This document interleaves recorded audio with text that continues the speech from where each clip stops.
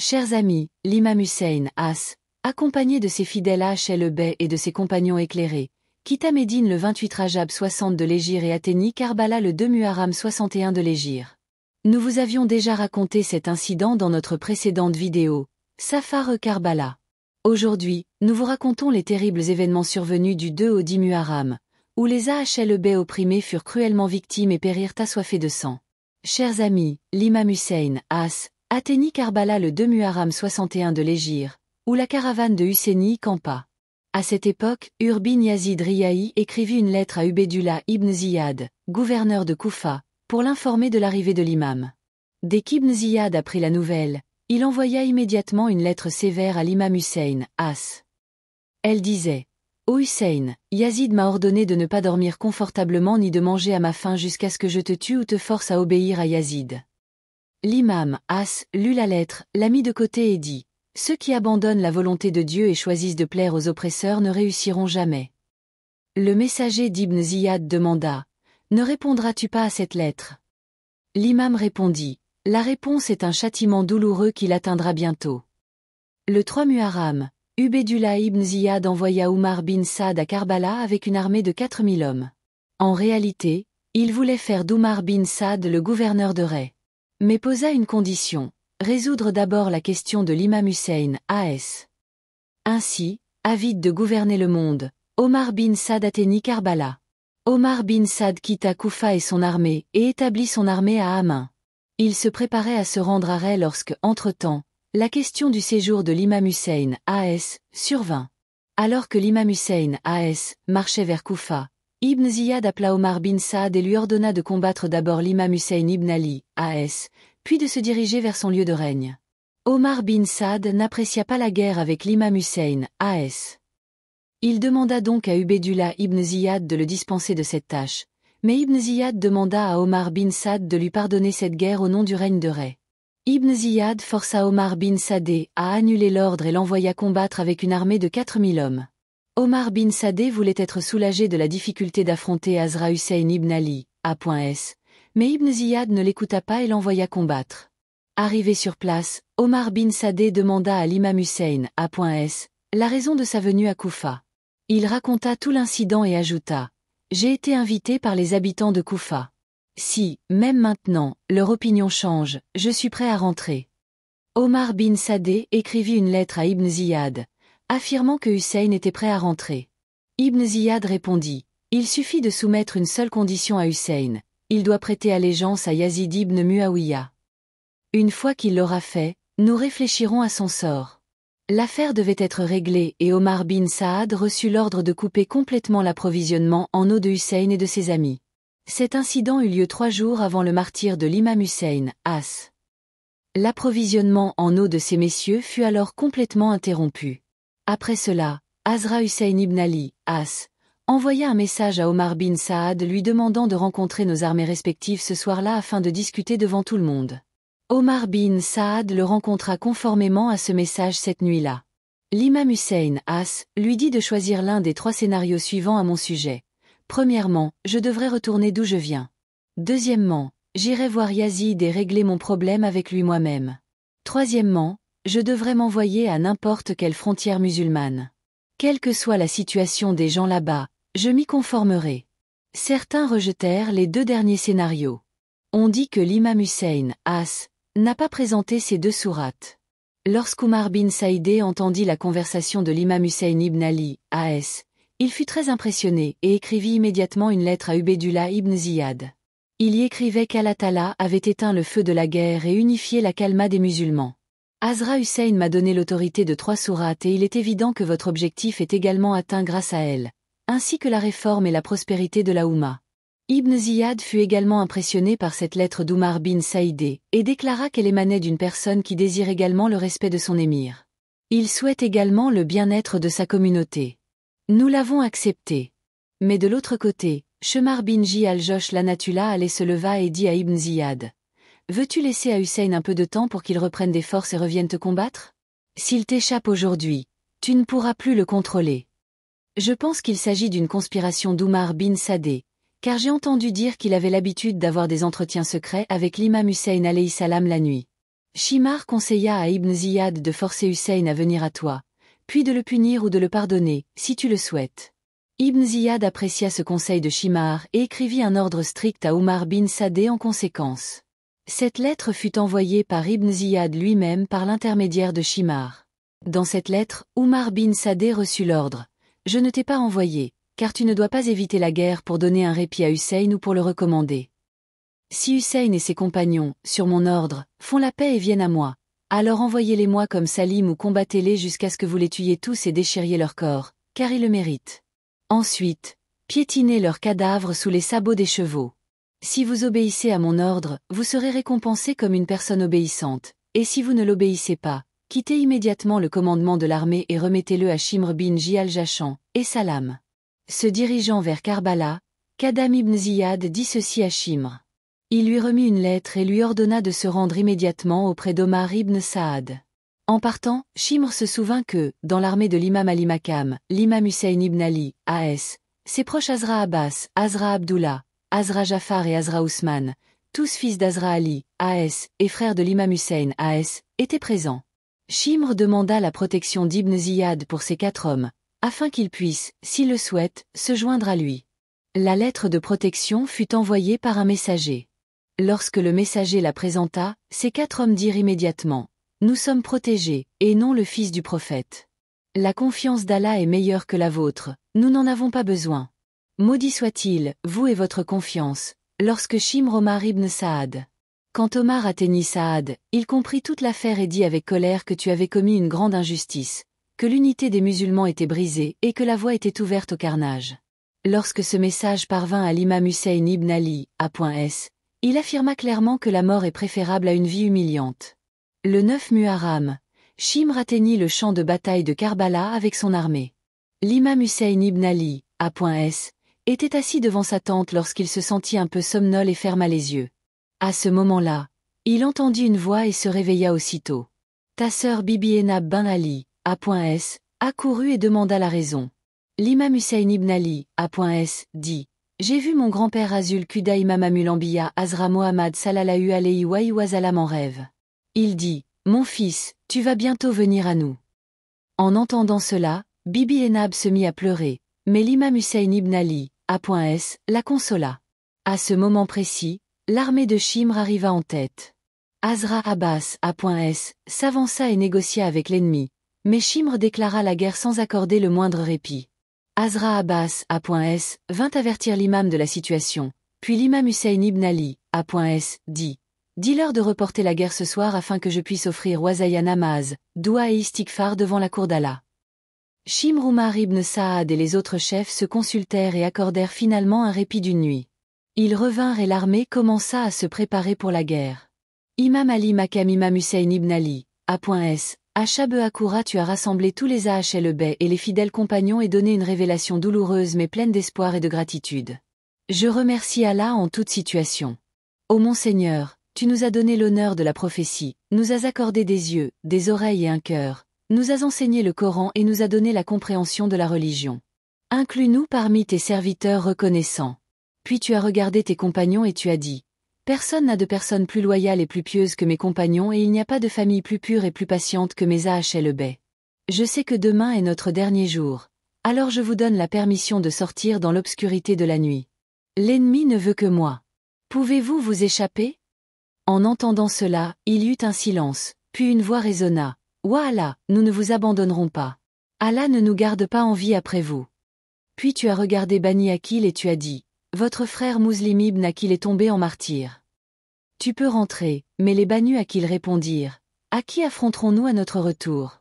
Nous sacrifierons notre vie, nos biens et nos enfants.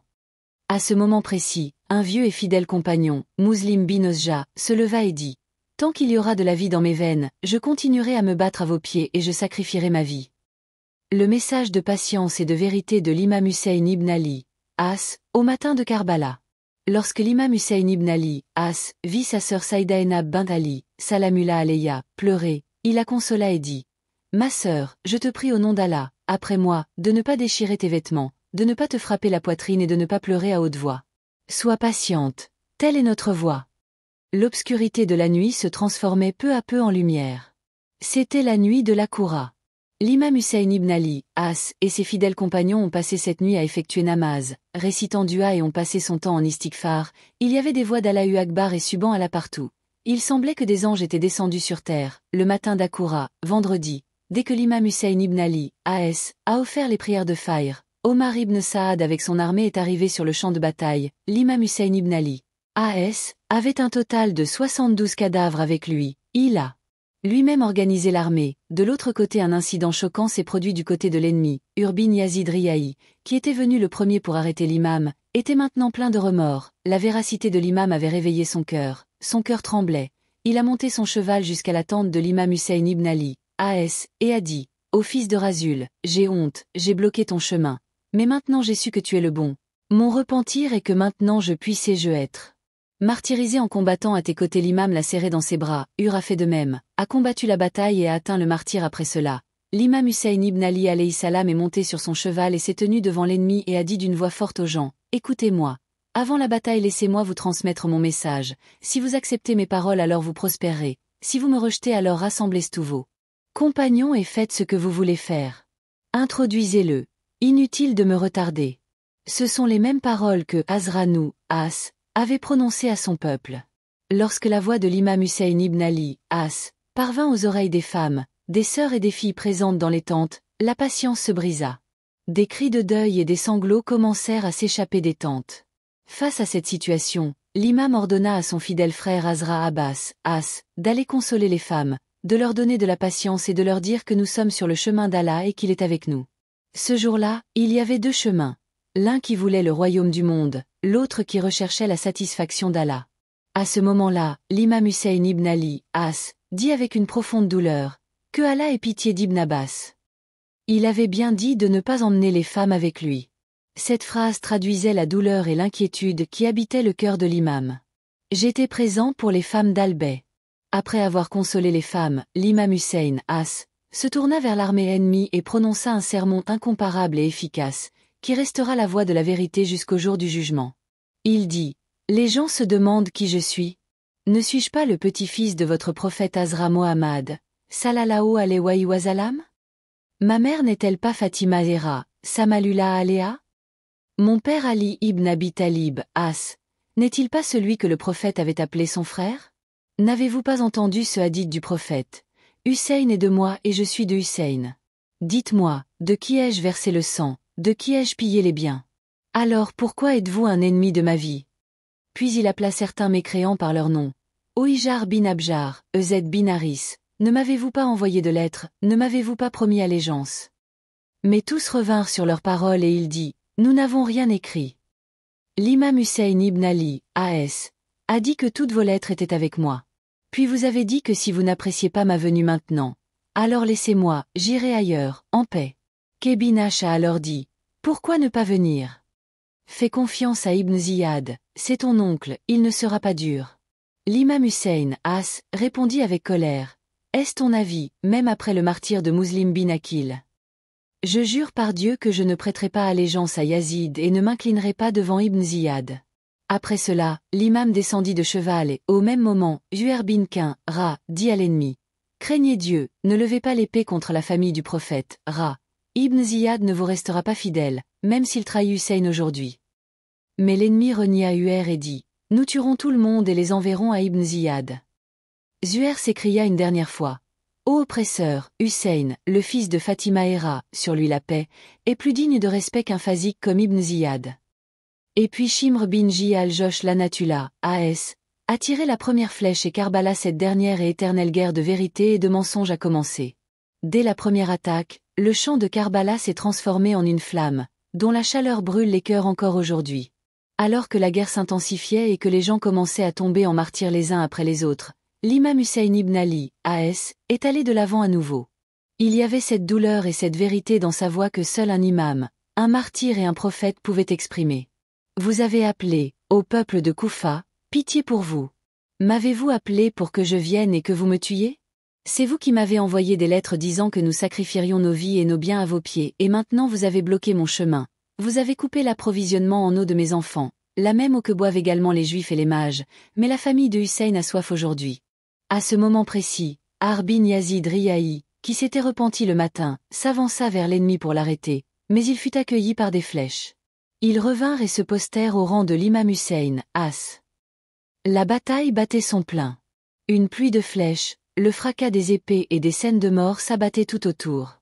Les compagnons de Hussein, moins nombreux mais d'une grande foi, savouraient l'un après l'autre le goût du martyre. Muslim bin Ozaja tomba blessé. Habib bin Mazahir vint à lui et lui dit « Sois heureux, le paradis est ta destination. Si je n'avais pas su que moi aussi je partirais à ta poursuite, j'aurais fait un testament. » Muslim dit d'une voix faible « Je n'ai qu'une seule volonté, protéger Hussein, As. » Shamser bin Ji al-Josh l'entula, Allah ordonna d'attaquer de tous côtés. Les compagnons de Hussein, As, combattirent courageusement, à tel point que l'armée de Koufa commença à battre en retraite. Quand Uwa bin Ke vit la faiblesse de l'ennemi, il demanda de l'aide à Umar bin Saad. Il appela également d'autres tribus. Pendant ce temps, une épée fut tirée sur l'ennemi. Le bruit résonna, chez Bin Ribé hurla. Ô oppresseurs, vous combattez l'homme le plus vertueux de la terre, Ibn Ali, et soutenez un Fazik, Ibn Ziyad. Mais cette voix fut également étouffée. Puis Umar bin Saad donna l'ordre de lancer l'attaque finale. Les compagnons de Hussein, sur lui la paix, abandonnèrent leurs épées, descendirent de leurs chevaux et se tinrent fermement à pied sur le champ de bataille. Les attaques fusaient de toutes parts, mais la détermination était ferme. Tant qu'il y aura du souffle, nous devons protéger. Hussein, sur lui la paix, Harbin Yazid Riahi fit preuve d'une bravoure inégalée, envoya de nombreux ennemis en enfer et tomba en martyr. L'inimitié dépassa alors toutes les limites. Les camps furent incendiés. Femmes, enfants et malades grelottaient sous le feu et le sang. À ce moment précis, Abu Shumama Sayyedi demanda « Ô Ibn Razulullah, je veux accomplir la prière du Zohar avant le martyr, afin de pouvoir m'incliner devant Dieu. Je dois partir. » L'imam Hussein, A.S., dit « Tu m'as rappelé la vérité, nous accomplirons la prière, mais la pluie de flèches ne cessa pas. » C'est dans ces conditions qu'Abu Shumama tomba en martyr. L'imam al-Salam accomplit la Salatul Khauf, où les flèches pleuvaient à chaque prosternation, mais des compagnons fidèles comme Habib ibn Mazahir, Uer ibn Kayyin, Burer ibn Kujer et Muslim bin Ozja continuèrent à protéger l'imam de leur corps, encaissant chaque flèche sur leur poitrine et ils furent martyrisés un par un. Seuls quelques fidèles restèrent sur le champ de bataille, conscients de leur perte, mais déterminés à ne pas abandonner Hussein, A.S. À ce moment, le jeune fils de l'imam, Azra Ali Akbar, A.S., entra sur le champ de bataille après en avoir obtenu la permission. Il prononça ces mots « Je suis Ali bin Hussein bin Ali, et je jure par le Seigneur de la Kaaba que nous sommes les plus proches du prophète, Saou. » Leur visage, leur voix et leur style étaient ceux du prophète, Saou. Tandis qu'il me le rappelait, l'ennemi se mit à trembler, mais Mura ibn Minkiz. Il attaqua et Azra Ali Akbar, A.S., tomba au sol. Des malchanceux s'avancèrent et déchirèrent son corps pur en morceaux. L'imam Hussein, A.S., s'approcha de son fils Azra Ali Akbar, A.S., se pencha sur sa poitrine et dit d'une voix tremblante « Que Dieu détruise la communauté qui t'a tué, ô mon bien-aimé, après toi il n'y a plus de joie dans la vie. » L'imam ramassa le corps d'Ali Akbar, le porta près des tentes et le fit s'allonger à côté de ses autres martyrs. Alors Azra Kazim ibn Hassan, A.S., arriva sur le champ de bataille, très jeune mais animé d'une immense passion. L'armée d'Omar ibn Saad attaqua férocement, un coup le toucha directement, Azra Kazim, A.S., tombant au sol, s'écria « Ô mère et oncle !» L'imam Hussein, A.S., courut et coupa la main de l'attaquant. Il plongea le pied dans la rivière et porta le corps de son neveu sur ses épaules. Sur le sable brûlant de Karbala, les corps des Ahlebey étaient désormais éparpillés. Chaque corps était une nouvelle image de loyauté. À chaque pas s'inscrivait une nouvelle date de martyr. Pendant ce temps, Azra Abul Fazal Abbas alayhi salam, le porte-étendard de la loyauté, vint trouver l'imam et lui demanda la permission d'apporter de l'eau pour les enfants dans les tentes. L'imam Hussein alayhi salam dit « Ô mon frère, si tu pars, apporte de l'eau, les enfants ont très soif, Azra. » Abbas, paix sur lui, atteignit la rivière Fura, remplit l'outre d'eau, mais ne but pas une seule goutte. Il dit « Abbas mourra de soif, mais il ne boira pas d'eau avant les enfants de Hussein, paix sur lui. » À son retour, l'ennemi l'attaqua. Azra Abul Fazal Abbas, paix sur lui, fut amputé des deux bras, mais il continua malgré tout à avancer vers les tentes, tenant l'outre entre ses dents. Alors un lion s'abattit sur sa tête, le drapeau tomba et Abbas s'écroula. « Ô frère, prends soin de ton Abbas. » L'imam Hussein, paix sur lui, arriva en courant, prit la tête de son frère sur ses genoux et dit en pleurant, « Maintenant, mon dos est brisé, ô frère, maintenant je suis tout seul. » Un sourire apparut sur les lèvres de Azra Abbas, paix sur lui, et les derniers mots qu'il prononça furent « Assalam alek ya Abala ». Ainsi un autre soleil de loyauté apparut sur la terre de Karbala. Mais l'imam Hussein, que la paix soit sur lui, a disparu et il est maintenant laissé seul. Tous les Ahlul-Bayt et leurs compagnons étaient tombés en martyrs. Aucun ennemi n'osait s'approcher. Tout le monde tremblait. Personne ne voulait porter le péché du meurtre de Hussein sur sa tête. Alors, un homme de la tribu d'Egda, Malik ibn Nazer, au cœur incertain, s'avança et attaqua la tête sacrée de l'imam. L'imam était couvert de sang, mais ne vacilla pas. Il prit son petit prince Azra Ali Asghar, AS, sur ses genoux. Peut-être quelqu'un aurait-il pitié de lui. Mais un lit Karmala décocha une flèche à 3 branches et le petit martyr mourut en se tordant de douleur sur les genoux de son père. L'imam Hussein, AS, prit le sang du petit martyr dans ses mains, le leva vers le ciel, puis le laissa tomber à terre et dit « Ô Allah, tu es témoin, tu ne te venges que de ses oppresseurs. » Alors, l'imam Hussein, AS, se rendit à la rivière, affligé par la soif et le froid. Il se dirigea vers Furad pour boire un peu d'eau, mais Ibn Namir lança une flèche qui toucha le Da'an Mubarak et le sang se mit à couler. L'imam dit « Inna wa inna ilayhi rajoun ». La ligne Shimr avança alors avec 10 soldats pour l'attaque. L'imam Hussein, AS, était blessé, assoiffé et noyé dans le chagrin, mais il avait un tel esprit de guerre que partout où il se tournait, les ennemis s'enfuyaient comme des moutons. L'histoire témoigne qu'un tel exemple ne s'est jamais produit auparavant et ne se produira jamais. Un homme seul, dont les enfants, les frères et les Ahlul-Bayt ont tous été martyrisés, lui-même blessé, combat encore toute l'armée. Mais lorsque Shimr vit que personne n'osait tuer l'imam, il cria et ordonna à tous d'attaquer ensemble. Une foule de soldats attaqua l'imam Hussein, AS. Lance, épée, flèche, chaque courant devint oppression et finalement Sied, le fils martyr de Rasul Hussein ibn Ali alayhi salam, but la coupe du martyr, Inna Allah wa inna irajoun. Shimran l'en ordonna à Koli bin Yazid et Sanan bin An de le décapiter. Les mains de Koli tremblaient, il ne pouvait même pas voir son visage. Puis vint le moment le plus sombre de l'histoire de l'humanité. Sanan s'avança et sépara la tête sacrée de l'imam Hussein alayhi salam du corps. Lorsque le corps céleste fut vu, il portait les marques de 33 lances, 34 épées et d'innombrables flèches. Le corps du bien-aimé de Rasul devint un exemple de cruauté. Après cela, les yeux se tournèrent vers l'imam Ali Zainul Abedin alayhi salam. Shim voulut le tuer aussi, mais Tamid bin Muslim dit qu'il était un enfant malade, laissez-le et Omar bin Saad donna également l'ordre. Personne ne devait s'approcher des tentes des femmes. Cependant, l'ordre d'Ibn Ziyad était autre. Le corps de Hussein devait être foulé aux pieds par les chevaux. Omar bin Saad accomplit également cette atrocité, et quelques cavaliers provoquèrent le jugement dernier sur les sables de Karbala avant le jugement dernier. Inna Allah wa inna ilayhi, 72 soldats tombèrent en martyrs aux côtés de l'imam Hussein alayhi salam, tandis que 88 membres de l'armée d'Omar bin Saad allèrent en enfer.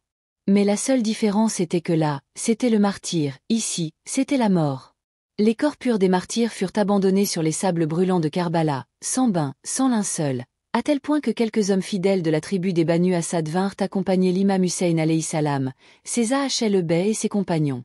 Chers amis, si vous avez aimé ma vidéo, aimez-la et abonnez-vous à ma chaîne. Si vous souhaitez en savoir plus sur les événements de Karbala, le lien est disponible dans la description. À bientôt pour la prochaine vidéo.